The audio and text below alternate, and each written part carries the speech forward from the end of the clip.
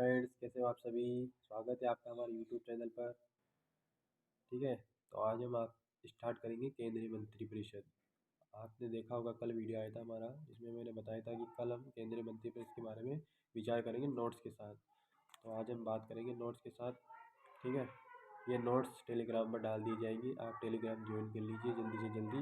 मैं लिंक ये डिस्क्रिप्शन में डाल दूँगा। ठीक है, तो आज हम केंद्रीय मंत्री परिषद के बारे में चर्चा करेंगे।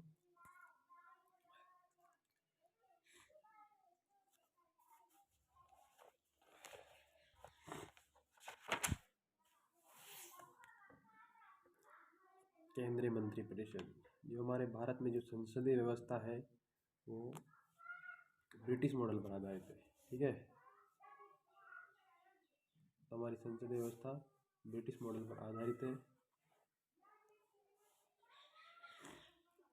और ये संवैधानिक निकाय है। ठीक है, इसका हेड होता है पीएम, केंद्रीय मंत्री परिषद का। ठीक है, और जो हमारे संविधान में संवैधानिक प्रावधान किए गए हैं आर्टिकल 74 और आर्टिकल 75 में।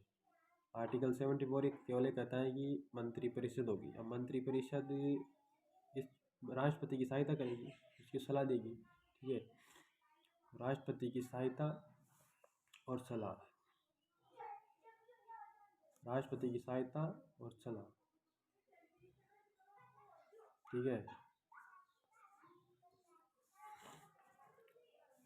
अब राष्ट्रपति को मंत्री परिषद सहायता देगी, सलाह देगी मंत्री परिषद, तो राष्ट्रपति उसको वापस पुनर्विचार के लिए केंद्रीय मंत्री परिषद में भेज सकता है। ठीक है, केंद्रीय मंत्री परिषद में भेजने के बाद भी मंत्री परिषद उसके राष्ट्रपति के पास भेज दे तो राष्ट्रपति को वह मानना ही पड़ेगा, उसके लिए बाध्यकारी है। क्योंकि आर्टिकल 42 और 44 में संविधान संशोधन अधिनियम में यह उसके लिए बाध्यकारी बना दिया गया है कि मंत्री परिषद की सलाह उसके लिए बाध्यकारी होगी। ठीक है, और जो आर्टिकल 75 केवल ये कहता है कि जो मंत्री हैं उनकी नियुक्ति, उनकी अर्हताएं, कार्यकाल, नियुक्ति, ये वेतन भत्ते, ये इनके बारे में डिटेल दी गई है हमारे संविधान में। ऐसे तो केंद्रीय मंत्री परिषद का मतलब कोई ये नहीं है, कोई मतलब ये विशेष व्यवस्था नहीं है। संसदीय व्यवस्था के सिद्धांत के विस्तार नहीं दिए गए, परंतु जो 74 और 75 आर्टिकल हैं इनमें ये कहा गया है कि भाई जो राष्ट्रपति है उसकी सलाह और सहायता के लिए मंत्री परिषद होगी। और आर्टिकल 75 में कहा गया है कि जो भी मंत्री है उनकी नियुक्ति राष्ट्रपति करेंगे। ठीक है, जैसे प्रधानमंत्री होगी, प्रधानमंत्री की नियुक्ति राष्ट्रपति करेंगे। और प्रधानमंत्री की सलाह पर राष्ट्रपति अन्य मंत्रियों की नियुक्ति करेंगे। ठीक है, मतलब जो राष्ट्रपति है वो अपने आप से मंत्रियों की नियुक्ति नहीं कर सकता। उसको जो प्रधानमंत्री जी हैं वो एक लिस्ट देते हैं, इनको बनाना है, तो राष्ट्रपति जी उनको अपॉइंट करते हैं और उनको कार्य मंत्री जो भी मंत्रालय हैं उनको बांटते हैं, उनके नियम बनाते हैं, उनसे संबंधित कार्य बांट के। ठीक है, और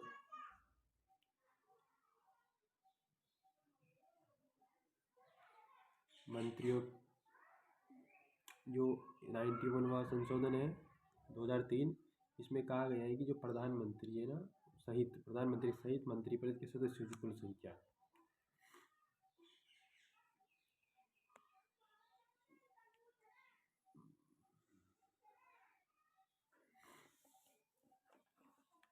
इसमें कहा गया है कि मतलब प्रधानमंत्री सहित मंत्रिपरिषद के कुल सदस्यों की कुल संख्या लोकसभा की कुल संख्या के 15% से अधिक नहीं होनी चाहिए। 15% से अधिक नहीं होनी चाहिए। ठीक है,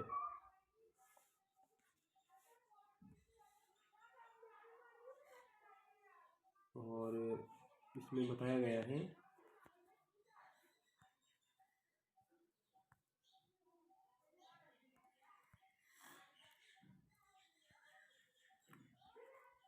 कि किसी भी सदन का सदस्य है, किसी भी मतलब पार्टी का किसी भी दल बदल के आधार पर उसको संसद की सदस्यता के आयोग्य घोषित कर दिया जाता है, किसी भी दल का हो, किसी भी राजनीतिक दल का। ठीक है, अगर उसको दल बदल के आधार पर अयोग्य घोषित कर दिया जाता है तो वह भी मंत्री पद के लिए अयोग्य माना जाएगा। ठीक है। और जो मंत्री होते हैं जिनको राष्ट्रपति अपॉइंट करते हैं वो राष्ट्रपति के प्रसाद पर्यंत अपने पद पर बने रहते हैं। ऐसा नहीं है कि राष्ट्रपति उनको जब चाहे जब हटा सकते हैं, नहीं। ठीक है। जैसे मान लो प्रधानमंत्री ने सिफारिश की भाई इस मंत्री को हटाना है तो राष्ट्रपति जी उसको हटा सकते हैं। ठीक है। लेकिन राष्ट्रपति के प्रसाद पर्यंत पद पर बने, ये तो कहा गया भाई राष्ट्रपति के प्रसाद पर्यंत बने रहे, लेकिन वो प्रधानमंत्री के प्रसाद पर्यंत ही बने रहते हैं सामान्य तौर पर। ठीक है। क्योंकि जहाँ तक प्रधानमंत्री होगा वहाँ तक मंत्री परिषद होगी, और जहाँ तक प्रधानमंत्री ने इस्तीफा दे तो मंत्री परिषद अपने आप ही विघटित हो जाएगी। ठीक है। जो मंत्री परिषद है वो लोकसभा के प्रति सामूहिक रूप से उत्तरदायी होगी। अब यह बात ध्यान देने की बात ये है कि भाई जो मंत्री परिषद है लोकसभा के प्रति सामूहिक रूप से उत्तरदायी होगी। अब राज्यसभा के प्रति नहीं होगी। ठीक है।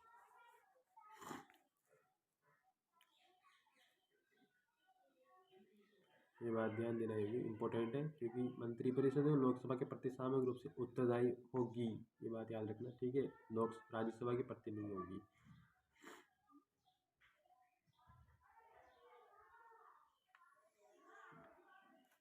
अब आर्टिकल 77 इसमें कहा गया है कि मतलब जो भी भारत सरकार के जो भी काम है, कार्यवाहियाँ हैं, वो केवल राष्ट्रपति के नाम से होगी। ठीक है। जो भी हमारे भारत सरकार में जैसे कि कोई भी प्रशासन से संबंधित कोई भी कार्यवाहियाँ होगी वो राष्ट्रपति के नाम से ही होगी। ठीक है। मतलब राष्ट्रपति नाम मात्र का नहीं है। ठीक है। तो वो कुछ अपने स्वविवेक से काम कर सकता है। ठीक है। तो भी जैसे कुछ कहते हैं ना कि राष्ट्रपति रबड़ की मोहर है, तो राष्ट्रपति रबड़ की मोहर नहीं है। ठीक है। तो राष्ट्रपति क्या है, कुछ जैसे प्रधानमंत्री की मृत्यु हो गई किसी अचानक, तो वहाँ पे राष्ट्रपति अपने स्वविवेक की शक्तियाँ प्रयोग में करते हैं। ठीक है।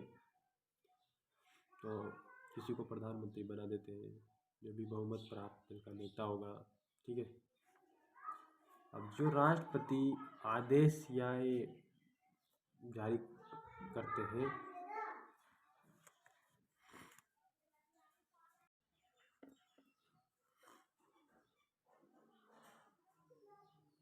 मतलब जो भी राष्ट्रपति के आदेश है या प्रपत्र है उसकी वैधता पर कोई प्रश्न चिन्ह नहीं लगा सकता कि भाई आदेश की इसमें क्या है कैसे है। ठीक है। तो इस पर कोई प्रश्न चिन्ह नहीं लगा सकता है।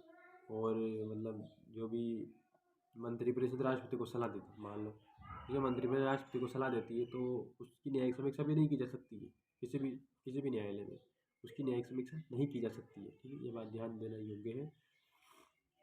याद रखना है आपको कि जो भी कार्यवाहियाँ होगी भारत सरकार की समस्त कार्यवाहियाँ वो राष्ट्रपति के नाम से की जाएगी, और जो आदेश है उस पर कोई प्रश्न नहीं लगा सकता है। राष्ट्रपति भारत सरकार की कार्यवाही को सुगम बनाने और मंत्रियों के बीच कार्यों का आवंटन करेगा। ठीक है। और कार्यों का आवंटन करने के बाद उनके नियम बना सकता है। ठीक है। तो राष्ट्रपति के ये कार्य है।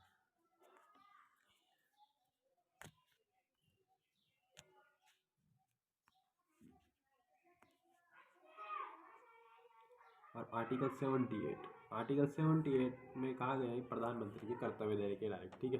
प्रधानमंत्री के कर्तव्य क्या होंगे। ठीक है। तो उसमें संवैधानिक कर्तव्य है ये कि भाई मंत्रिपरिषद द्वारा जो भी निर्णय लिए गए हैं और विधायनों के प्रस्तावों के बारे में वो संघ के प्रश्न संबंधित राष्ट्रपति को सूचित कर दे उसके बारे में। ठीक है।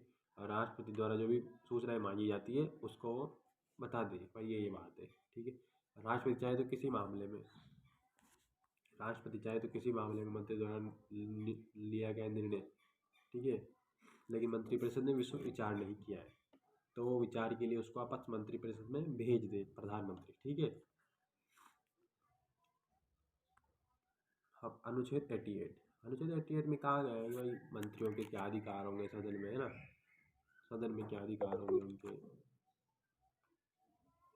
तो भाई प्रत्येक मंत्री, ठीक है, जो भी मंत्री है उसको सदन में बोलने का, कार्यवाही में भाग लेने का, जो भी कार्यवाही होती है सदन में उसमें भाग लेने का अधिकार होगा। ठीक है।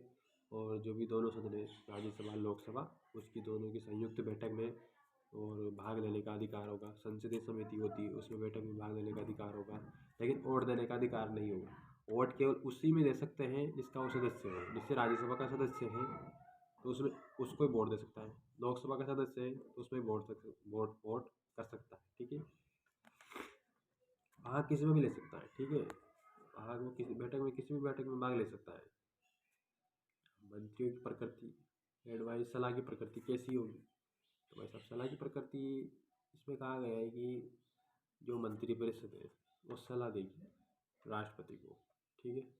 अब राष्ट्रपति को मानना ही पड़ेगा, उसके लिए बाध्यकारी है। पर एक बार तो वो राष्ट्रपति उसको पुनर्विचार के लिए वापस भेज सकता है, लेकिन जब मंत्रिपरिषद उसको वापस भेज दे तो राष्ट्रपति को मानना ही पड़ेगा, क्योंकि जो 42वां और 44वां संशोधन 1978 है उसमें बाध्यकारी बना दिया गया है कि राष्ट्रपति को मानना ही पड़ेगा। ठीक है। पुनर्विचार के लिए भेज सकता है। 44वें संविधान संशोधन 1978 द्वारा तो पुनर्विचार के लिए शक्ति दी गई है, उसे पुनर्विचार भेज सकता है। ठीक है। अब कोई भी चीज़ गलत हो रही है तो उसको वापस रोक सकता है एक बार, तो उसके पास अधिक पावर होती है कि एक बार तो उस पर विचार के लिए मंत्रिपरिषद से बोल सकता है। ठीक है भाई, एक बार विचार करो, आप उसको पुनर्विचार के लिए भेज सकता है। ठीक है। लेकिन जो 42वां संविधान संशोधन 1974 इसने उसको बाध्यकारी बना दिया है कि भाई साहब जो वापस मंत्रिपरिषद भेजेगी तो उसको आप, ठीक है, उसको आपको करना ही पड़ेगा, वो आपके लिए बाध्यकारी होगा। अब मंत्रियों के क्या उत्तरदायित्व है? अब मंत्रियों के उत्तरदायी सामूहिक, व्यक्तिगत, ठीक है, 2-3 प्रकार के उनके उत्तरदायी होते हैं ड्यूटीज। सामूहिक उत्तरदायी मतलब ये है कि उनको एक टीम के रूप में कार्य करना पड़ता है सामूहिक में। ठीक है। कोई भी एक मंत्री है कि भाई जो भी मतलब बैठक हो रही है उसमें उसको इंटरेस्ट नहीं है। ठीक है। वो ऐसे नहीं बोल सकता कि भाई मैं ऐसे नहीं करूँगा। ठीक है। मतलब उसको पूरी टीम जिम्मेदार होती है, जैसे they work as a team के रूप में काम करते हैं वो, स्विम एंड सिंक टुगेदर। ठीक है। और जो व्यक्तिगत है, व्यक्तिगत में पीएम और मंत्री, प्रधानमंत्री की नियुक्ति राष्ट्रपति करेगा। ठीक है। जैसे कि और राष्ट्रपति व्यक्तिगत रूप से उत्तरदायी होगा पीएम और मंत्री की नियुक्ति। ठीक है। और जो सामूहिक उत्तरदायी, इसमें केंद्रीय मंत्रिपरिषद लोकसभा के प्रति उत्तरदायी होगी। ठीक है। केंद्रीय मंत्रिपरिषद लोकसभा के प्रति उत्तरदायी होगी सामूहिक रूप से। और जैसे मान लो किसी मंत्री को हटाना है, मंत्रिपरिषद को हटाना है, तो उसको लोकसभा में अविश्वास प्रस्ताव, नॉन कॉन्फिडेंशियल प्रस्ताव, ठीक है, तो लोकसभा में लाया जाएगा, न कि राज्यसभा में। ठीक है। ओनली लोकसभा में अविश्वास प्रस्ताव, राज्यसभा में नहीं लिया जाता है, लोकसभा में ओनली। ठीक है। अविश्वास प्रस्ताव या अविश्वास प्रस्ताव लाया जाता है। ठीक है।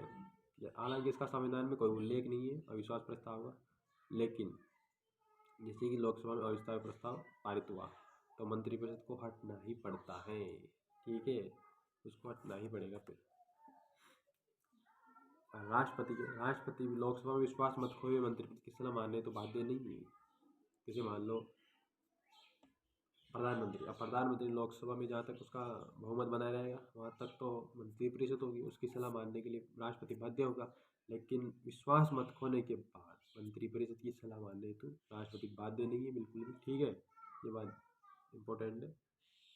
और जो केंद्रीय मंत्रिपरिषद है, इसके द्वारा जो भी निर्णय लिए जाते हैं वो मंत्रियों पर बाध्यकारी है। अगर कोई मंत्री नहीं मानता है तो अपना इस्तीफा दे सकता है। ठीक है।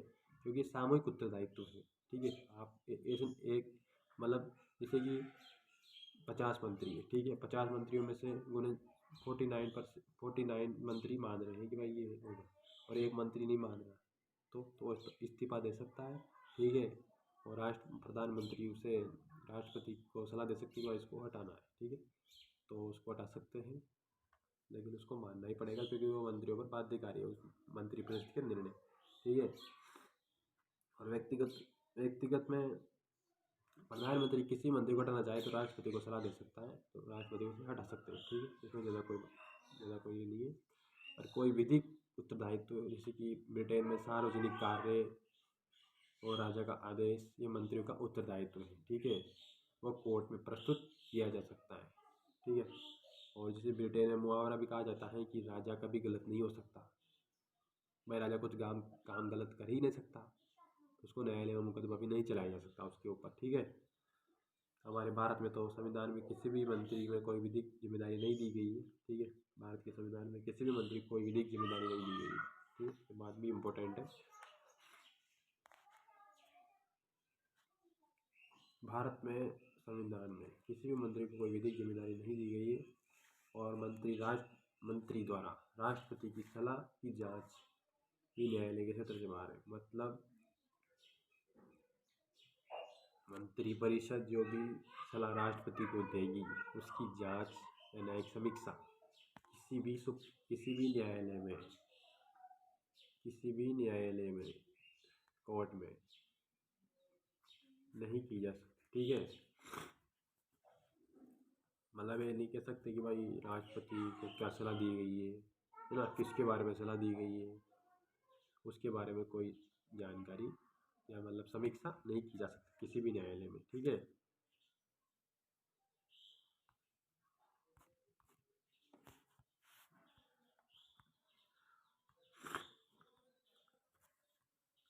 ऐसे ही 1953 में हुआ जब हिंदू बिल कोड आया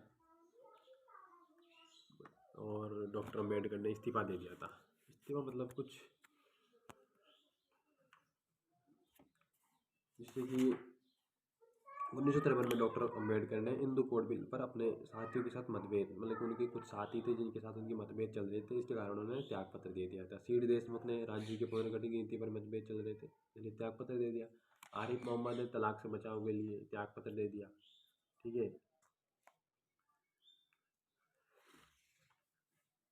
अब आर्टिकल 74 में बता दूं, जो सलाह की प्रकृति वो परामर्श जो 42 44 संविधान संशोधन अधिनियम है उसके द्वारा परामर्श को राष्ट्रपति के लिए बाध्यकारी बना दिया गया है 42 और 44 अमेंडमेंट के तहत, ठीक है। जो भी मंत्रियों द्वारा राष्ट्रपति को सलाह दी जाती है किसी भी न्यायालय में उनकी जांच नहीं की जा सकती, ठीक है। जांच किसी भी न्यायालय में नहीं की जा सकती। और जो ये उपबंध है और राष्ट्रपति और मंत्रियों के बीच गोपनीयता पर बल देते हैं। और जो मतलब 1971 में सुप्रीम कोर्ट ने कहा था कि लोकसभा के विघटन होने के पश्चात मंत्रिपरिषद विघटित नहीं होगी। लोकसभा के विघटन होने के बाद भी मंत्रिपरिषद विघटित नहीं होगी, ठीक है। और अनुच्छेद 74 अनिवार्य है, अतः राष्ट्रपति अपनी कार्यकारी शक्ति का प्रयोग बिना मंत्रिमंडल की सहायता से तो कर नहीं सकता, ठीक है। बिना सलाह या सहायता के कार्यकारी शक्ति द्वारा किया गया कोई भी कार्य असंवैधानिक होगा, ठीक है। अगर राष्ट्रपति बिना किसी मंत्रिमंडल की सहायता और सलाह के कार्य करता है तो वह असंवैधानिक माना जाएगा, ठीक है। और 74 में आर्टिकल का उल्लंघन माना जाएगा, ठीक है। तो ये थी केंद्रीय मंत्रिपरिषद। कल हम बात करेंगे प्रधानमंत्री के बारे में, तो तैयार रहिए कल, ठीक है। आपको कुछ भी डाउट हो इसके बारे में, मंत्रिपरिषद के बारे में, तो आप कमेंट में पूछ सकते हैं, आपको तुरंत रिप्लाई दिया जाएगा, ठीक है। प्लीज़ चैनल को सब्सक्राइब कीजिए, ज़्यादा से ज़्यादा शेयर कीजिए। कल हम इससे बेहतर और करने की कोशिश करेंगे, क्योंकि अब मेरा भी फर्स्ट डे है आज, ठीक है, पढ़ाने का। तो मुझे भी ज़्यादा थोड़ा बहुत एक्सपीरियंस तो है, लेकिन यूट्यूब पे आप जानते होंगे कि हिचकिचाहट होती है, थोड़ी हिचकिचाहट होती है फर्स्ट बार पढ़ाते हैं तो कैमरे के सामने बोलने में, ठीक है। तो आप भी सपोर्ट कीजिए प्लीज़। कल और हम बढ़िया करेंगे थोड़ा बहुत, ठीक है। तो ठीक है, मिलते हैं कल। जय हिंद, जय भारत।